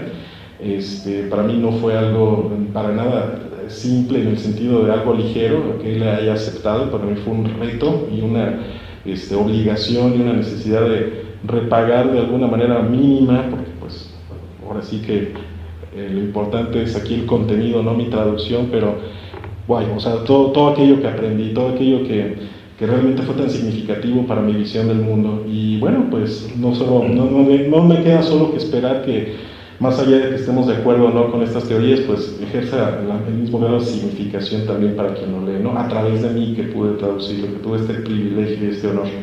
Y bueno, pues ya entrando en el mérito de los ensayos, pues ustedes, bueno, no sé si conozcan más o menos el índice. Tenemos ensayos que ya desde los títulos pues nos prefiguran una provocación intelectual, ¿no? Y un también un compromiso teórico respecto al debate, ¿no? Títulos como de la interpretación, o sea, ¿qué es la interpretación? Que en pocas líneas, en pocas páginas nos introduzca epistemológicamente en estas grandes tradiciones desde el punto de vista filosófico, fenomenológico, semiótico, etcétera, ¿no? Y ver que tiene esa capacidad de síntesis, ¿no? Para hablar de un tema tan complejo. Tener títulos como Ciencia, Técnica y Arte, de lo físico del ciclo, del objeto, a sus prácticas. Y cómo pues esta reflexión nos lleva incluso a reflexionar cosas que no están aquí explícitamente, ¿no? El concepto de práctica lo podemos extender pues ahora sí que a tantísimas cosas fuera del arte y fuera de la técnica, entendida esta pues como normalmente se relaciona con la tecnología o con la producción. O sea, realmente al leer esto y al tener esta conciencia, uno se reinterpreta a sí mismo. Para empezar, ¿qué significa ser Hugo Leiber, ¿no? ¿Qué es esa identidad? ¿Cómo se construye? ¿Cómo vive, ¿no? Luego títulos como el arte, la estética le va bien, pero la ciencia, ¿qué tiene que ver? Sobre todo pues en una época donde la ciencia está muy desprestigiada, no por culpa de la ciencia, sino justamente por la manera en la que la consideramos en esta época de redes sociales, de fake news, de ausencia de pensamiento crítico. Ya de por sí, ya por gente realmente comprometida con el trabajo teórico y académico, pues el tema de la ciencia ya de entrada es discutible. Hay gente que pues la niega, ¿no? Ahorita hablábamos un poco de Nietzsche, de Gianni Vattimo, ¿no? A quien cita también Nani, que va incluso más allá de Nietzsche en este sentido pues relativo, ¿no? Acerca de la interpretación. Y bueno, pues creo que esta discusión acerca de la cientificidad, de la descripción, como decía también ahorita Carlos Bustamante, me parece que es pertinente no solo para nosotros, Morelia, Michoacán, México, sino en general para la discusión teórica contemporánea. Títulos como Estética y Semiótica, el Ribaldone postestructuralista, creo que también son muy interesantes para poner en perspectiva el tema del posmodernismo, el postestructuralismo, que han sido pues de los movimientos, tendencias, aún en su etiqueta tan a veces ambigua, ¿no? que son muy recientes y que todavía siguen condicionando la manera en la que entendemos y vivimos el fenómeno del arte. Títulos como Sobre la posibilidad de hacer ciencia del arte, en respuesta a Gombrich, y aquí pues citar una referencia importante dentro del ámbito de la historia del arte. y ponerla pues también en cuestionamiento, como hace con otros autores también considerados incluso hasta míticos, ¿no? Como Umberto Eco precisamente y otros. Neovanguardia italiana y epistemología, Anchesky, pensador europeo. En este ensayo Nani pues, nos habla de su historia teórica, académica, de cómo se formó él a partir de sus profesores, de sus colegas, de las personas con las que discutía. Se menciona el panorama de la vanguardia italiana de los años 60. Se menciona también cómo a partir de la tradición, pues desde principios del siglo XX se va construyendo esta idea de ciencia del arte, ¿no? En Europa, a partir de ciertas posturas, ¿no? que aún todavía condicionan, insisto, la discusión en muchos lugares. La obra de arte del signo al cosmos Tut Kurt, esta seguramente la conocen muchos de los presentes, los ensayos apócrifos, ¿no? que yo manejaba piratamente, ¿no? Y ahí está, pues, una cosa fundamental, caray, la explicación de la polisemia de la obra de arte contemporánea. Esa discusión sempiterna, ¿no? De que, tu interpretación está más completa o es mejor que la mía, o cómo hay que interpretar la obra, hay que recuperar la intención del artista, hay que recuperar su intentio autoris, ¿no? ¿Qué papel juega la interpretación formal que muchas veces se despacha por la más objetiva, ¿no? Es que yo hago análisis formal y ahí sí no valoro la obra, sino que la describo de acuerdo a los signos que objetivamente están ahí. Esta es una idea también muy difundida metafísicamente. Pero pues bueno, esta conexión que hace Nani de la obra de arte con pues el número de Kant prácticamente, ¿no? El hecho de que al acercarnos a una obra de arte pues construimos un signo, porque obviamente nadie ve el número en sí, ¿no? Pero que vistas transversalmente las interpretaciones, pues vemos que la obra de arte dejó de ser un signo desde que la creó el artista la crea como un signo, pero vive en la comunidad como su contrario, como una entidad que no tiene identidad, que no tiene significación, no tiene identidad, sino a partir de la que uno pertinentemente, y esa es una palabra clave también en el libro, pertinencia, que retoma Nani de un semiólogo muy importante que es muy poco conocido en México, otro de los valores del libro también acercar a esta figura, ¿no? A la discusión teórica, que es Luis Jorge Prieto. Y bueno, pues entonces, vistas transversalmente las interpretaciones, pues vemos que el signo del artista para empezar se perdió, ¿no? No necesariamente se activa en la interpretación de quien lo ve. Otra, que si el mismo artista se pone a interpretar su obra, es otro más de los intérpretes que están en torno a esta obra, a esta entidad nouménica, y que justamente para cada uno es un signo, ciertamente, aunque distinto al del artista, pero transversalmente vemos que todos ven cierta parcialidad de la obra y nadie puede decir que la conoce totalmente, ¿no? Y bueno, pues esto sonará muy postmoderno, dirá, pues sí, qué novedad, ¿no? El arte es subjetivo. No, es precisamente ahí donde está la particularidad, ¿no? Donde vive el diablo o Dios, como queramos decir, en el detalle. ¿De dónde viene esta polisemia del arte? ¿Es natural en él? O sea, como identidad, como esencia. Pues no, de hecho no. Spoiler, la respuesta es no, pero ya verán cómo lo argumenta, ¿no? Gracias precisamente a dos niveles de pertinencia: la pertinencia individual, haciendo la conexión con la lingüística, un acto de habla, y la pertinencia cultural, un acto de lengua, entendida la lengua del arte no como una lengua universal, como también metafísicamente muchas veces se considera, sino como una lengua privada, particular del tiempo y del espacio, que justamente tiene activa la práctica arte. A mí me enseñaron en muchos grados escolares que el arte era universal y que la Mona Lisa lo era, y que acercarnos a ella implicaba siempre, aunque uno no conociera la lengua, cosas así, siempre el mismo tipo de efecto estético, bueno, la misma relación pues con las personas. Y bueno, pues me doy cuenta de que no es así, ¿no? De hecho, fue una de las preguntas que le hice en clase en año, oiga, pero a mí me dijeron que era universal el arte. Pues sí, pues una postura metafísica, ¿no? Parecida respecto a una de las últimas preguntas que lo hice ya que me regresé de Italia. Le dije, bueno, todo esto es muy bonito, o sea, es muy claro, ¿no? Lo que usted dice, yo estoy de acuerdo, pero pues si es tan claro, me viene la sospecha respecto a mí mismo. ¿Por qué nadie se da cuenta, no? O sea, ¿por qué ahora sí que estamos aquí nada más nosotros? Dice, y esta respuesta la conservo desde siempre, o sea, de manera muy significativa: c'è molta metafísica in giro. O sea, hay mucha metafísica alrededor nuestra, ¿no? Con la cual leemos e interpretamos el mundo, le damos sentido a nuestras prácticas. Bueno, pues los últimos dos ensayos, Museo y Experimentación, sobre la identidad del arte al final del milenio. Este ensayo, jóvenes, la muletilla que uso en mis clases, amigos que nos acompañan. Esta perspectiva me parece muy actual. El libro se escribió, bueno, este ensayo se escribió hace 20 años, pero estas previsiones que hace acerca del comportamiento del arte ahora me parecen súper lúcidas y acertadas, sobre todo en el terreno también de la experimentación con nuevas tecnologías, ¿no? Así que es un tema que creo que puede despertar mucho interés. Finalmente, el último ensayo, contra la teoría estándar de la comunicación, no solo Leibniz. Me parece que este es el borrador de una gran teoría de la comunicación que Nani pretendía hacer. De hecho, bueno, tiene otro libro posterior, aunque también retoma otros ensayos, pero me parece que, al fin de cuentas, no lo construye con ese sentido explícito, no este gran libro, digamos, esta gran teoría sobre la comunicación, pero aquí estarían las bases para hacerla, ¿no? Y lo resumió perfectamente Carlos Bustamante, la teoría del lugar, la intentio loci, como él la llama, porque dice, retomando Humberto Eco, cuando hablamos de comunicación, pues normalmente, si uno va al diccionario, pues dice transmisión de pensamientos, pero los pensamientos no se transmiten, bueno, fuera, porque no tendríamos necesidad de hablar, ¿no? Telepatía, pues ya estaría la cosa, y no tendríamos los malentendidos que tenemos cotidianamente. Justamente decía en clase Nani, una de las causas, si no la causa de que el mundo se acabe, va a ser justamente la ilusión que tenemos de que nos comunicamos, al menos en ese sentido, pues, de transmisión de pensamientos. Yo tengo una idea, la empaqueto, la codifico, se la mando, ¿no?, a mi receptor, el receptor la recibe, la decodifica y ya recupera el concepto que yo le quise enviar. Como bien decía Carlos Bustamante, pues de mi boca no salió el perro, pero tampoco salió el signo del perro.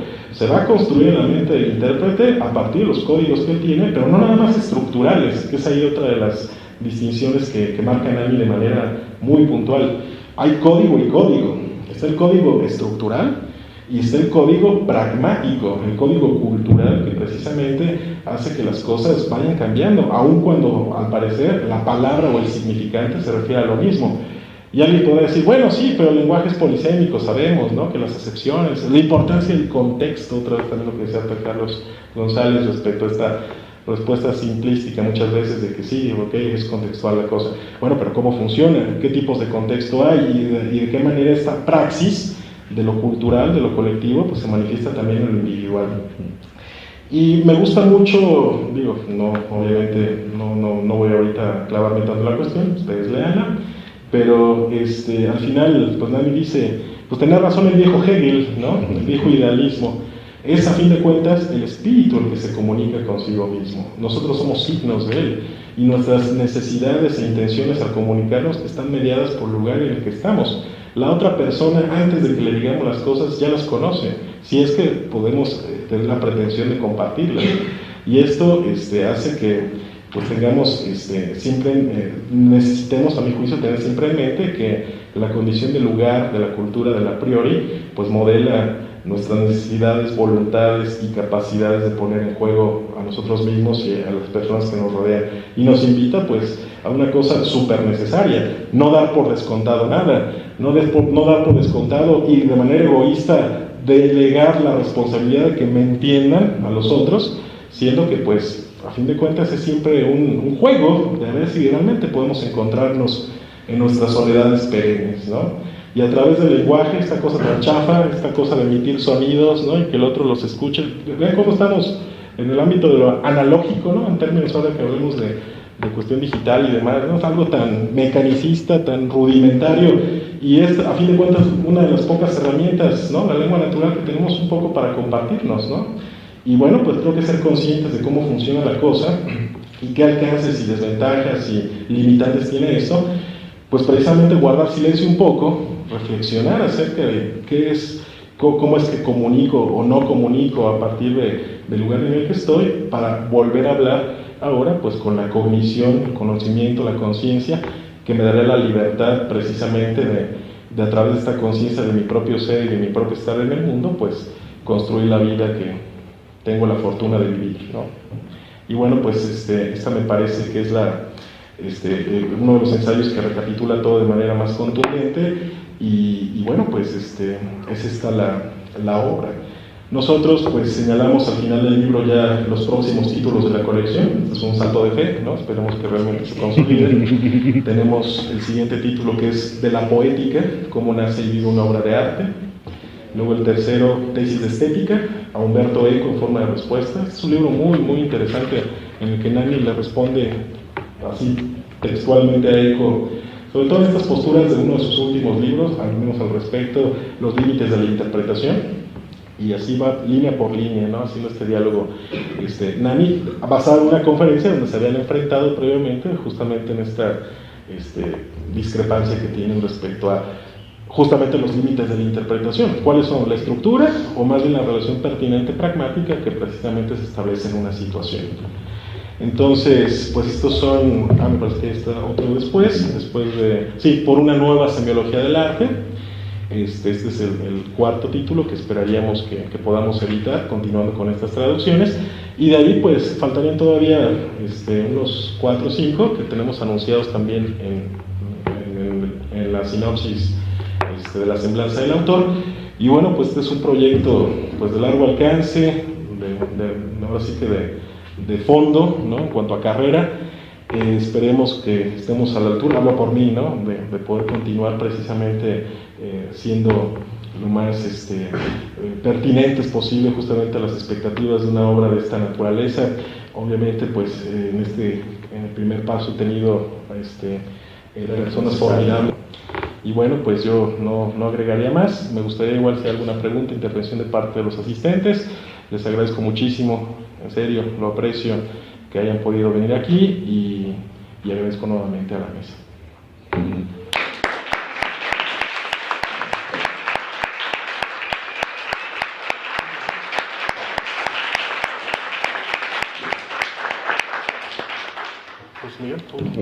Pues bien, ¿alguien desea hacer una pregunta? ¿Un comentario sobre lo que se escuchó acá? Ahora les corresponde el uso de la voz. Aquí manden el mensaje, aquí lo decodificamos. Hugo lo decodifica. Yo me refuerzo el pensamiento, voy a saber ya qué van a decir antes de que lo emita. De hecho.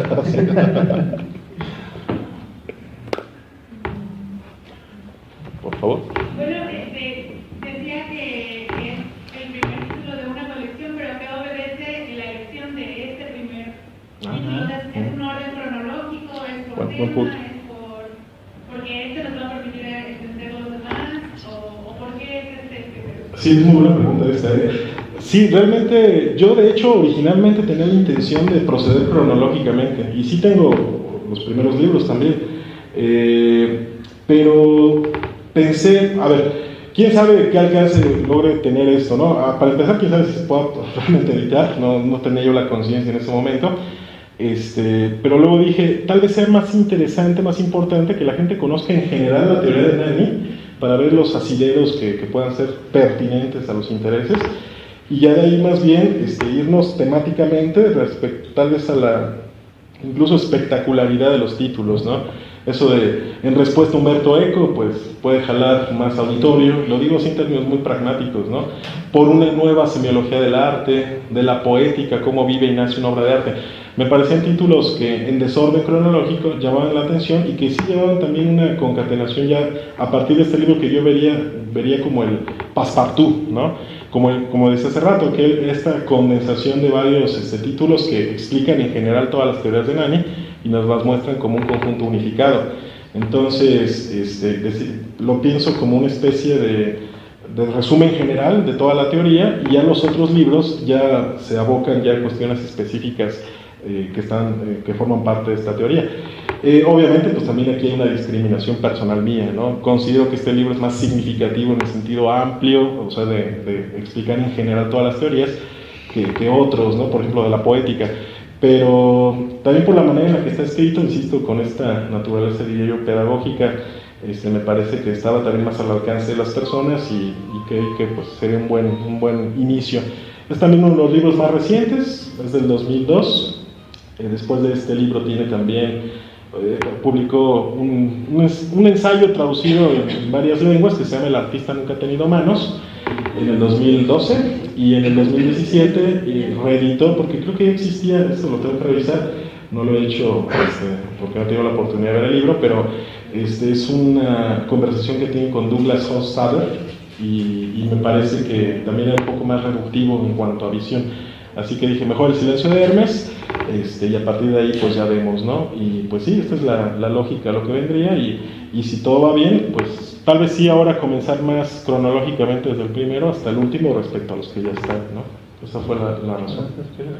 Yo voy a agregar que la explicación de Hugo, que es bastante técnica, también ahí en el Café Lugo él llevaba todo el coche y me acuerdo que dijo, ¿con cuál empezaríamos? Así le hizo, ¿eh? O sea que sí, decía porque ya se había platicado, pues, ¿con cuál empezaríamos? Porque ya se había platicado precisamente que lo cronológico no, y dice, bueno, no no lo dudó tampoco, igual que no dudó Carlos en decir que sí al proyecto. ¿Alguna otra pregunta? Sí, por favor, Laura. Bueno, yo por fortuna también conocía el trabajo de Nani a través de usted y de estas PDFs que comentaba. Apócrifos. Por suerte no los tengo, y bueno, sabía que venía a ver un libro de él, pero ahora que contaron todo esto dije, ay no, pues el título no me sonaba. Entonces, ¿por qué se llama así? Sí, de hecho, también esto es algo muy importante. El silencio de Hermes, lo menciona en el prólogo, se refiere a esta analogía que hace con el silencio auroral, ¿no? El fundador de la mañana. Hermes, bueno, sabemos todos que Hermes pues, es el dios de la comunicación, ¿no? Sabemos que su representación es iconográficamente pues, con unas alas o en el casco o en los pies, porque vuela el mensaje. Pero también es interesante saber que es el dios de los ladrones, por ejemplo, el dios de las encrucijadas, el dios del movimiento en el sentido de aquello de la aventura, ¿no? de los proyectos, de las empresas. Y esa no es la acepción, de hecho, con la que Nani usa la figura de Hermes, sino más bien en esta, ¿no? Como esta entidad que da pie a que todo se pueda construir. Menciona en el prólogo esta incluso frase que nosotros tenemos también en español, ¿no? Cuando todo el mundo está callado, la gente dice, pasó un ángel, ¿no? Bueno, pues los griegos decían, pasó Hermes, pasó este ángel fundacional que surge con el alba y que permite que el día transcurra. Y en el día, pues, ¿qué pasa? Pues los intercambios, las encrucijadas, las decisiones, ¿no? La mercancía pasa de un lado a otro, ¿no? También este término más con una metáfora que él usa también de Pitágoras acerca del mercado, ¿no?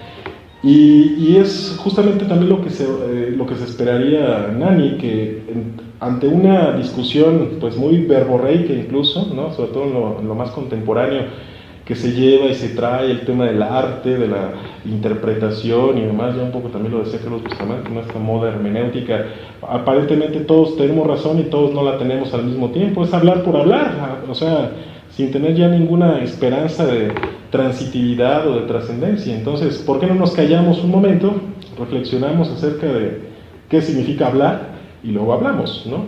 De ahí viene un poco este sentido del título.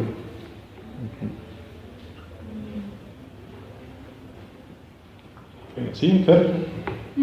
¿Qué momento fue como crucial o así importante en el desarrollo académico y formación para encontrar respuestas en la teoría de Nani, como algún momento crucial? No sé, encontré algo ahí que me cambió completamente. No, identifico perfectamente este momento que dices. Y fue en la lectura de un ensayo que no está aquí, ¿sí? Es un ensayo que de hecho ya también traduje y también ya lo he compartido en mis clases. Se llama De lo que sería conveniente acordar antes de cualquier discusión acerca del arte, más un regaño decidido a un joven estudioso de estos temas. Es un título muy lógico, sí, deliberadamente largo por, insisto, broma de Nani, pero este libro, que yo después bauticé en mi traducción como Rimbrotto, porque así se dice regaño, ¿no? En italiano, un regaño a un joven estudioso de estos temas, Rimbrotto 03, de hecho porque fue la tercera versión de la traducción que hice, pues es el archivo básico, a pie regular de todas mis clases, porque precisamente se fijan los elementos teóricos para empezar una discusión no solo acerca del arte, sino de cualquier cosa, ¿no? La distinción que hace entre pensamiento práctico y pensamiento científico, la explicación acerca de cómo se construyen los signos, la noción de sujeto funcional, y hablando de arte, la distinción entre poética y estética, o entre crítica y estética. Entonces, yo leí este ensayo y para mí fue iluminante, te lo digo así, tal cual. O sea, fue un antes y un después en mi vida. O sea, realmente todo lo que yo ya de alguna manera había un poco reflexionado, vivido, porque yo antes de tener contacto con esto, antes de ir a Italia, había trabajado pues, como periodista, en el ámbito cultural, estaba cercano al ámbito artístico. Ahora sí que en la talacha cotidiana del reportero me tocaba improvisarme crítico de todo a diario, ¿no? Me tocaba ir a cubrir una obra de teatro, la muestra de cine, me tocaba ir al Festival de Cine de Música, y pues alguien de 21, 23 años, pues en ese momento, digo ahora, también ahora, no digo que ya esté pero me sentí yo con la necesidad de profundizar en esos temas, o sea, porque yo sentía en carne propia estas preguntas, que están un poco aquí atrás, ¿no? Dicen, ¿quién decide las reglas de la interpretación? ¿No? El artista, la obra como estructura, el receptor que arbitraria y salvajemente puede hacer lo que quiera con el texto. Hablando ya de la crítica, ¿cuál tiene más validez que otra? ¿No? ¿Quién agota de manera más adecuada el caudal? Porque yo también ya notaba la polisemia, ¿no? Desde antes de leer a Nani, veía las opiniones tan distantes de muchas personas y no me explicaba yo, más allá del ámbito político, o sea, cómo funcionaba, ¿no? ¿Por qué la gente confía más en Monsiváis que en tal otro, por ejemplo, ¿no? Y todo esto, pues, en ese momento en mi vida, pues, con estas inquietudes que yo ya traía, pues, confluyeron en encontrar respuestas, ¿no? Y sí fue algo que marcó una antes y después. De hecho, a partir de ese ensayo, invitaba a mis amigos a las clases de Nani, le pedí permiso para que fueran gente que no estaba escrita, al final no fue nadie, pero bueno, sí me había dado chance. Y bueno, pues realmente también fue la razón por la cual, insisto, fui profesor, o sea, me dediqué a eso, porque pensaba que justamente a partir de mis clases podía platicar y discutir de esto que yo también quería esclarecer para mí, y hasta la fecha para eso son, ¿no? O sea, yo presento estas teorías que yo tengo como base, ¿no? En mi modelo, y quiero escuchar qué dicen otras personas, o sea, cómo las ven, que están de acuerdo o no, por qué, y eso a mí me nutre como no hay una idea. O sea, es una cuestión egoísta para el primer lugar, ¿no? Para el primer lugar de la clase, para uno tener esta necesidad y voluntad de poner en discusión y de retroalimentarse antes de pensar de que, soy profesor porque quiero compartir un conocimiento, quién sabe qué. Es más bien una cuestión de ponerme en juego todos los días porque necesito hacerlo, si no, pues caería justamente en ser un adepto, ¿no? ¿Alguien más? Yo. Adrián, sí.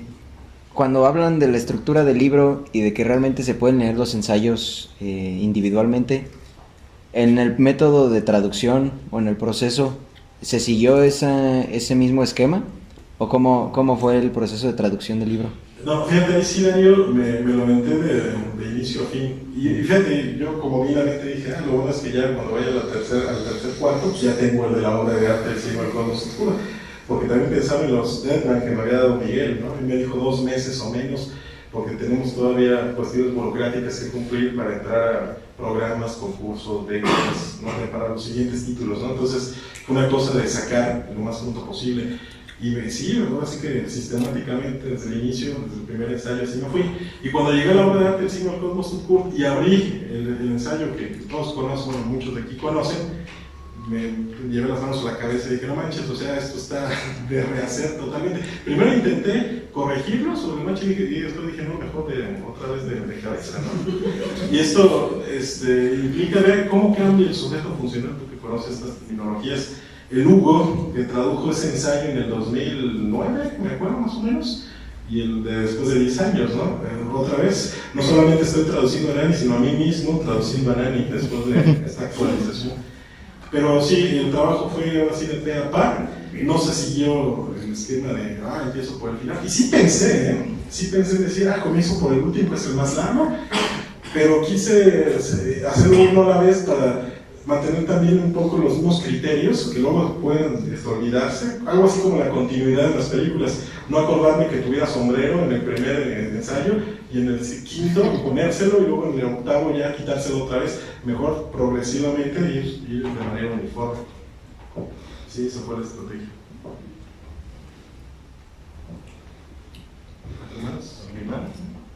¿Sí, André? Maestro, pues antes que nada quiero felicitarles por su trabajo. Yo creo que ahorita está con mis compañeras que nos va a servir mucho el libro para nuestra clase. Y preguntar más o menos cuánto fue el tiempo en el que se hizo la edición del libro, ya que comentan que empezó como en el 2009, entonces es un trabajo... No, la edición, el primer ensayo que traduje fue en el 2009, que bueno, fue el de Rimbrotto, pero después casi luego el de la obra de arte del señor Don Sudhurst. Y desde entonces los he usado en mis clases, pero te digo de manera informal. Pero la idea de editar este libro surgió en mayo pasado. A finales de mayo nos vimos, decidimos y en 2 meses salió. En julio ya estaba lista la primera prueba, correcciones, bla bla, y cuestiones tramitológicas que aún no terminamos de hecho, pero ahí están. Y pues sí, de mayo, junio, agosto, septiembre, pues llevan 4 meses desde que, así, porque ahí comenzó, o sea, antes de eso era como Carlos, pues a ver cuándo, ¿no? Luego que haya tiempo, y estando en el ámbito académico, Carlos, pues mucho más ocupado que yo, porque también tiene otras responsabilidades de administración y de dirección, yo pues que soy un soldado,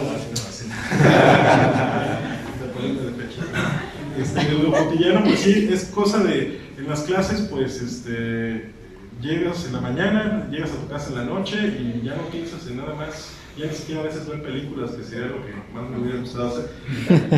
Y por eso es que se relegan las cosas por años, ya después uno se da cuenta, no manches, pues ya lo que le hace cuenta.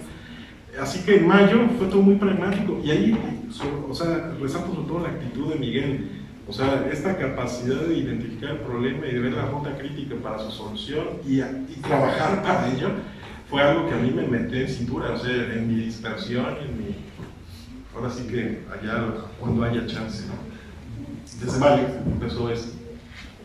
Y otra pregunta, ¿usted pensaría hacer algún libro de autoría propia? Pues, de hecho, actualmente, bueno, tengo un artículo que publiqué en el doctorado que justamente resume toda la tesis del doctorado. Tiene rato de eso también. Sí, de hecho, porque gracias a Carlos, pero gracias a Carlos pude, me conectó con la revista y le mandé el ensayo a la revista y la aceptaron, una revista española de hecho, donde él también ha publicado, de Murcia, Cartavirus se llama. Y después de ese, realmente no he tenido una publicación científica de mi autoría. Digo, he tenido reseñas, he hecho crítica de arte, crítica de cine, pero, ok, son publicaciones, pero yo más bien entiendo una publicación en sentido científico, de acuerdo a lo que dicen a mí. No está como idea, aunque sí tengo el proyecto de tal vez poder entrar en un instituto de investigación y hacer lo que quise hacer como primera idea cuando entré al doctorado, una estética del cine en México. Estética como lo tiene Nani, ¿no? Con todo el fenómeno en su totalidad, o al menos dar las bases para también, por así que después colaborar con otras personas en esta obra. Algo así como él quiere hacer, o quiere, esta teoría de la comunicación en general, yo una estética del cine contemporáneo, al menos en el país. Pero pues a ver qué pasa. Ahorita en lo inmediato no veo, claro, también sabes, igual con Miguel que me dé la ruta crítica también para eso. Pero sí, eso sería, André.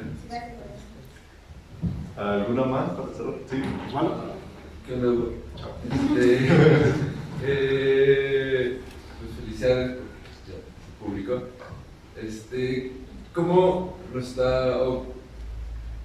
¿Cómo lo está viendo Nani desde Italia? La publicación de su libro. No sé si él sea como un hablante, sepa hablar español. Pero ¿cómo él está viendo tu traición, tu traducción hacia su libro? Pues mira, obviamente estuvimos muy en contacto a través de mail, porque él revisó cada uno de los ensayos. Fue una de las cosas que al principio acordamos. Yo le dije, obviamente, profesor, pues usted dígame si va bien la cosa, ¿no? Porque si no, pues no se hace nada. O sea, a mí, más allá de todos los problemas y necesidades, lo que me interesaba era justamente que él tuviera estuviera satisfecho pues con la traducción, porque es una responsabilidad que tiene cualquier traductor, ¿no? O sea, realmente estás, no digo igual, porque ya lo explicó muy bien también Carlos ahorita, ¿no? Esta cuestión de decir casi la misma cosa, pero sí tienes una responsabilidad con el emisor para ver si realmente estás queriendo decir lo que él dijo, ¿no? Entonces, aparte de yo, pues por todo el respeto, admiración y afecto que tengo por Nani, pues más aún se acrecentaba esta responsabilidad. Y él, pues muy abierto y todo, siempre, desde el primer ensayo me dijo que le había gustado y esto fue para mí un gran gusto, realmente me sentí muy honrado. Y ya de ahí realmente debo decir, otra vez sin querer pecar de la gloria, que fueron un poco los errores que él marcó, le gustó el trabajo, y ahora que ya está terminado también me dejó ver que está muy contento, que de hecho quiere ver el video que estamos ahorita tomando, ¿no? Ya tiene también los libros y pues en redes sociales también nos ha hecho favor de publicar ahí algunas cosas, así que creo que le ha gustado, pero Nani, no lo veas. Y es que realmente lo que dice aquí en el colofón de nos sentimos honrados al generar un aporte cultural para el mundo de habla hispana, no es cualquier cosa, no imagínense de lo que estamos hablando, que eso lo comentábamos con Miguel, ahora sí desde hace aquellos 3 años, y como avanzaba decía, oye, además con la perspectiva de distribución y el profesionalismo que tiene Silla Vacía, esto pinta bastante bien, de verdad, o sea, para que esto se difunda pues, en todo Iberoamérica, bueno, digo Latinoamérica, porque en Brasil pues, hay cualquier cantidad de gente que lee en español, y obviamente pues, en España, ¿no? Entonces yo me auguro que esto va a tener una gran difusión, imagínate, o sea, sí, como dice Hugo, ¿no? Porque la verdad, pues habla de todo el mundo de habla hispana y es ahorita el único traductor. Además, de manera explícita, pues también Nani nos mandó una nota de la edición que está al inicio del libro. Yo quise dejar en italiano como una especie de voz directa, ¿no? A mí por lo entrañable que me resultaban sus palabras, quería dejarlas tal cual, ¿no? La traduzco rápidamente porque está en italiano. Estoy feliz de la traducción mexicana de este libro mío. Agradezco de corazón al editor y al traductor, profesor Hugo Leiva, que con tanta bravura en el sentido de eficacia, que es bueno, ¿no? Ha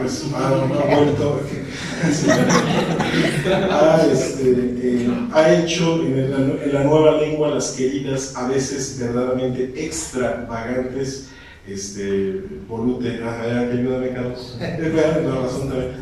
Bueno, hasta que las puntadas, casi sí, las expresiones. Las batutas.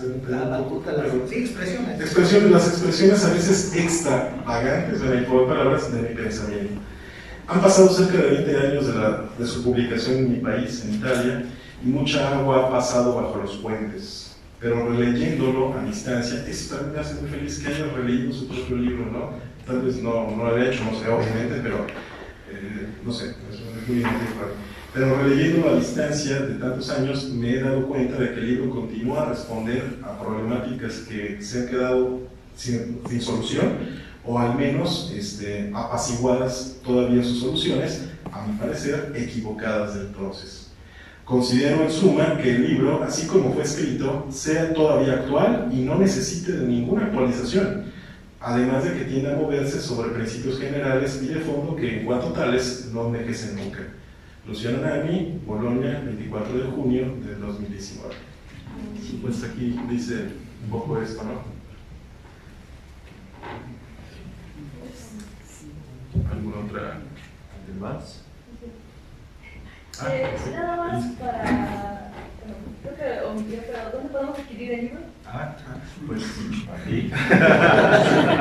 Aviso parroquial. Sí, el costo del libro, por ser un tiraje pequeño, se imprimieron 300 ejemplares. El costo real del libro debería ser 230 pesos por pieza. Dado que lo subvencionó la Facultad de Filosofía, como ya se mencionó, el precio al público va a ser de 150 y el día de hoy se va a vender en 100 pesos. Así que, pues bueno, ese es el aviso parroquial.